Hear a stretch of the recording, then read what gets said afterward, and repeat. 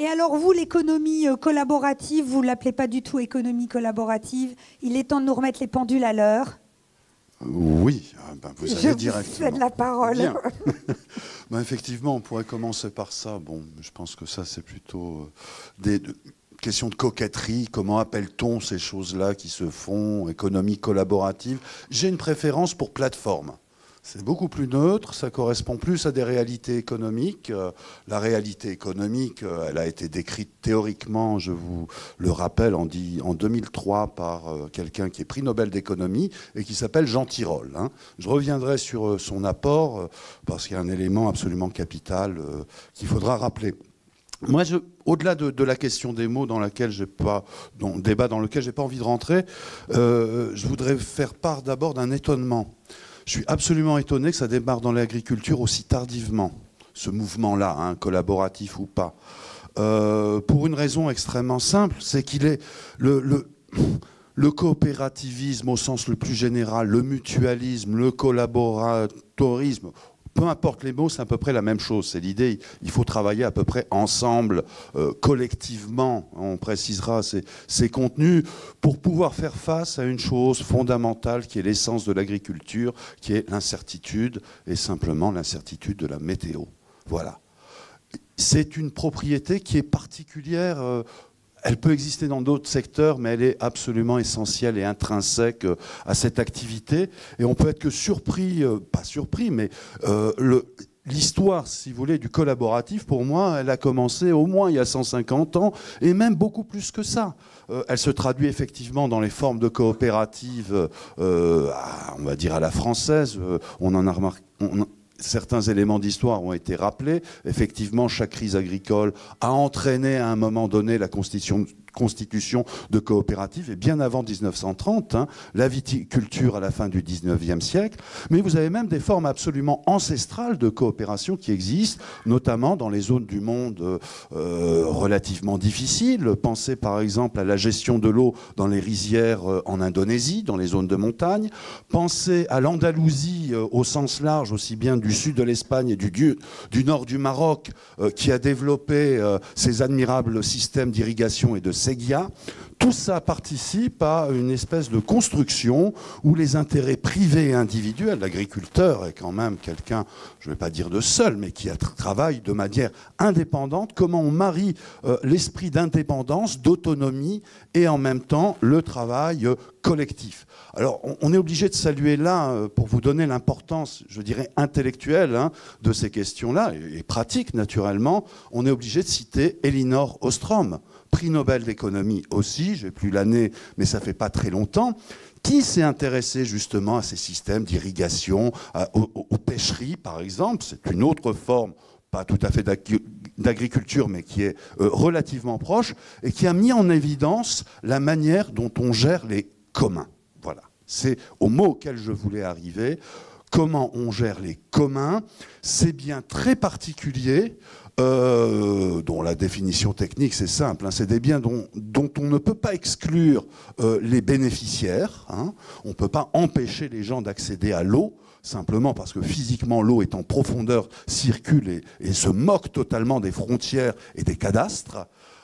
Et en même temps, donc, on ne peut pas exclure des gens et on doit absolument les faire participer à la gestion et à la gouvernance de ces ressources. Et je pense que si on veut bien réfléchir à l'économie collaborative, il ne faut pas la prendre sous le terme de la nouveauté, il faut la prendre sous le terme de la continuité. Ça n'est pas réellement une innovation, c'est juste une nouvelle forme d'organisation collective pour gérer des ressources rares et qui ne peuvent pas être totalement appropriables par ceux qui les exploitent. Ça, c'est mon premier point. Maintenant, un deuxième point sur ce qui fait le propre du collaboratif, donc qui en fait à peu près la modernité. Alors, très clairement, je ne mets pas les technologies de l'information en premier. Elles sont relativement secondaires, elles ont un effet catalyseur, mais elles ne sont pas la causalité réelle. Elles vont permettre naturellement, et elles permettent d'amplifier, de faciliter, notamment dans la coordination, mais ce n'est pas l'essentiel. L'essentiel dans le collaboratif, je vais peut-être être un peu étroit et j'ai en tête naturellement WeFarmUp, j'avais rencontré il y a quelques temps, donc un modèle de partage d'équipements.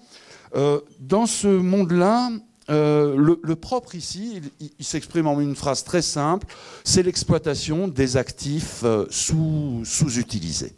Et ça, c'est aussi une chose extrêmement intéressante. L'idée, c'est, on est dans une société très clairement matérialiste, capitaliste éventuellement, mais surtout matérialiste, qui produit une quantité de biens phénoménales, biens qui restent abandonnés dans des hangars, des garages, des greniers, et qui ne sont pas exploités. On est dans une économie du gaspillage. Et effectivement, l'idée, la simple idée, qui est fondamentale, elle est chez Airbnb, elle est chez Blablacar, pour prendre les grands modèles qui maintenant, depuis 10 ans, donnent l'inspiration à tous les autres.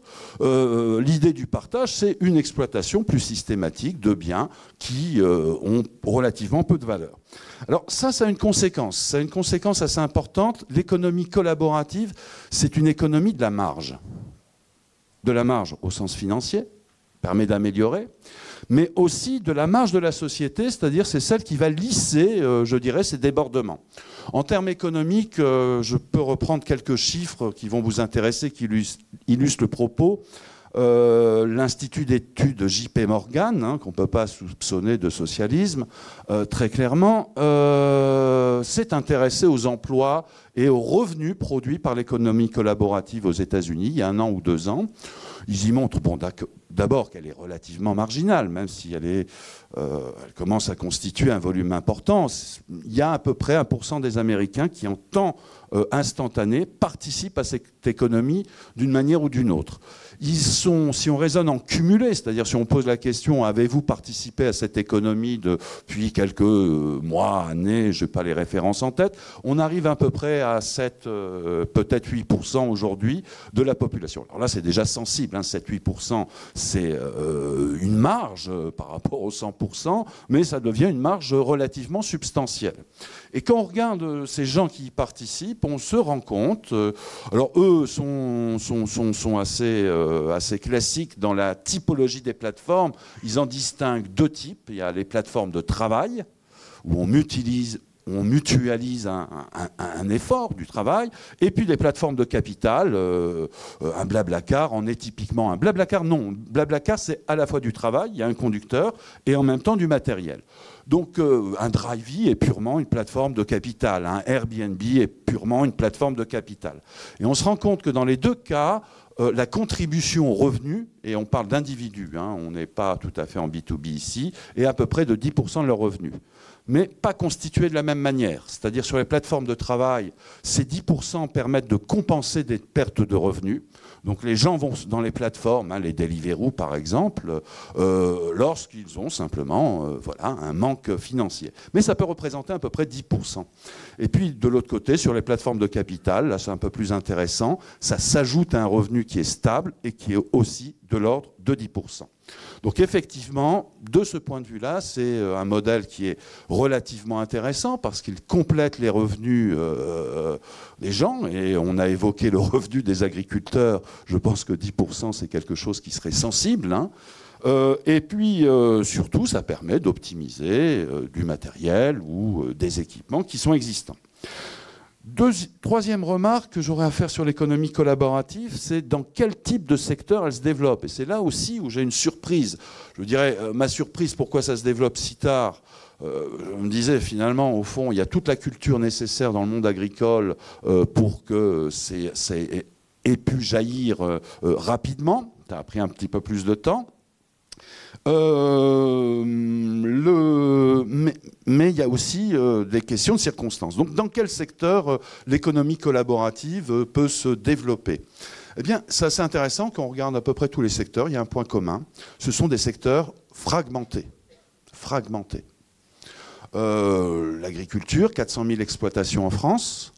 De gens plus ou moins liés, mais on a dit indépendants. Il y a un secteur qui lui ressemble absolument, qui est le secteur du BTP. Et avec l'Obsoco, nous avons eu l'occasion de travailler avec la Fédération française du bâtiment l'année dernière pour étudier effectivement la plateformisation du secteur, qui est relativement bien avancée, poussé par certains acteurs, notamment par exemple la distribution spécialisée dans le domaine du bricolage. Hein. Les Leroy Merlin et autres Castorama ont tous maintenant une plateforme de travail pour effectuer réparations et autres interventions de manière parfois différentes. Certaines se concentrent sur les professionnels, ou du moins ne mettent en activité que les professionnels. D'autres mettent en scène les amateurs, mais on a à peu près le même modèle. Donc des modèles fragmentés, des secteurs fragmentés. Quand on prend le monde de l'hôtellerie, où ça s'est développé en premier, non pas avec Airbnb, le géant en termes de plateforme dans le monde de l'hôtellerie et du tourisme n'est pas Airbnb, c'est beaucoup plus prosaïquement un Booking.com qui est capable finalement de résoudre un problème important de l'hôtellerie, des petits établissements qui sont dans une économie locale, mais qui ont des difficultés de coordination et d'accès au marché. Bon, le cas de Booking n'est pas forcément hyper sympathique du point de vue, je dirais, communautaire, mais il permet de souligner l'importance et le poids de ce type d'organisation. Et l'importance et le poids pour Booking, c'est que Booking est capable d'extraire à peu près 20 à 30% de la valeur qui peut exister sur un marché. Donc ça donne une idée de la force de ce type de modèle. Je rappelle que Booking aujourd'hui, c'est 652 millions de réservations qui sont faites par an et sur laquelle une certaine quote-part est faite. Les regarder comme des prédateurs, pourquoi pas ? Il faut aussi comprendre qu'ils libèrent en quelque sorte des marchés, que le prélèvement qui est fait se fait aussi au bénéfice d'un élargissement important du marché. Naturellement, les choses ne sont pas toujours idylliques pour tout le monde. Ce dont on se rend compte dans ce type de plateformes qui sont devenues massives et qui organisent le marché à l'échelle mondiale, clairement, c'est que certains vont être gagnants, d'autres vont être perdants, que va se poser toute la question de la stratégie des acteurs indépendants à l'égard de ces plateformes. Dans l'hôtellerie, c'est très simple. Les hôtels qui ont su avoir une très bonne relation avec les clients, qui ont des taux de réservation relativement importants, peuvent utiliser à plein bénéfice Booking, qui leur permet de remplir les chambres restantes une fois les coûts payés, et donc Booking les aide à réaliser du profit. Naturellement, lorsque les établissements sont un peu plus fragiles, ont moins de connexion avec leur environnement immédiat, alors effectivement, là, on observe des comportements de prédation. Quatrième point, là, qui me semble plus matériel et important et relatif plutôt aux formes de partage de matériel, c'est la question de la densité. À quelles conditions un modèle collaboratif peut grandir, exploser ? C'est là où il y a une notion économique qui est absolument capitale, qui est la notion d'externalité, de réseau ou de standard. C'est un tout petit peu technique. C'est simplement l'idée que la valeur d'un bien n'est pas dans ses caractéristiques propres. Et effectivement, dans le monde dans lequel on vit, on se rend compte que la plupart des biens ne valent pas pour ce qu'ils sont. Un téléphone ne vaut pas pour le matériel et les logiciels qu'il y a dedans. Il ne vaut que pour autant que je puisse parler, échanger avec les autres. C'est ça qu'on appelle l'externalité de réseau. C'est cette valeur supplémentaire qui est associée au bien parce qu'il peut être utilisé par d'autres ou communiqué par d'autres. Et ça a des effets économiques qui sont très importants. Le plus classique et celui qui revient le plus quand on discute stratégie, c'est le fameux phénomène de the winner take all. Si sur un marché, vous avez deux entreprises qui fournissent à peu près le même matériel, que l'une le même bien, que l'une est même plutôt moins bonne que l'autre, mais si elle est la première sur le marché, si elle est la première à avoir acquis le lead sur le marché, elle a toutes les chances de remporter la victoire finale et 100% du marché. Dans le monde des externalités de réseau, les bonnes technologies ne gagnent pas forcément. C'est une chose qui est importante à savoir. Mais plus concrètement, je reviens sur l'idée de densité, cette externalité de réseau, lorsqu'on est dans un modèle du type We Farm Up, ce modèle-là peut réussir, progresser. À quelles conditions ? Eh bien, une condition extrêmement simple, c'est qu'il y ait suffisamment d'objets à disposition, suffisamment de tracteurs, de moissonneuses, etc., et autres matériels en un point, à un niveau local, pour pouvoir satisfaire des demandes qui sont plus ou moins aléatoires. J'allais utiliser un gros mot de stochastique, qu'on peut difficilement prévoir. Et ça, c'est la question absolument essentielle. Alors, si on fait un petit calcul, en France, on est peut-être un territoire qui se prête très bien au collaboratif. Longtemps, je me suis posé la question, pourquoi le covoiturage s'est développé en France et pourquoi c'est Blablacar qui a remporté le morceau, rachetant ses collègues allemands, etc. Ben, je pense que c'est propre à notre géographie. Grande concentration dans les villes, un vide dans les campagnes, des distances de l'ordre de 200 à 300 km qui correspondent parfaitement à ce modèle. Alors pour l'agriculture, il y a 400 000 exploitations en France, on a un territoire de 550 000 km², vous faites un petit calcul rapide et grossier, vous vous rendez compte qu'il y a un agriculteur au kilomètre carré. Ça veut dire qu'autour de cet agriculteur, dans un rayon de 30 km, c'est-à-dire en gros une surface, on va dire, je vais mettre un petit peu moins, donc 30, 60 fois 3, 200, donc 200 km² approximativement, vous avez une concentration, enfin une répartition de 200 agriculteurs avec l'ensemble des équipements. Est-ce que c'est un seuil critique? Je n'en sais rien, mais effectivement, on a de bonnes raisons de penser que ça puisse se développer.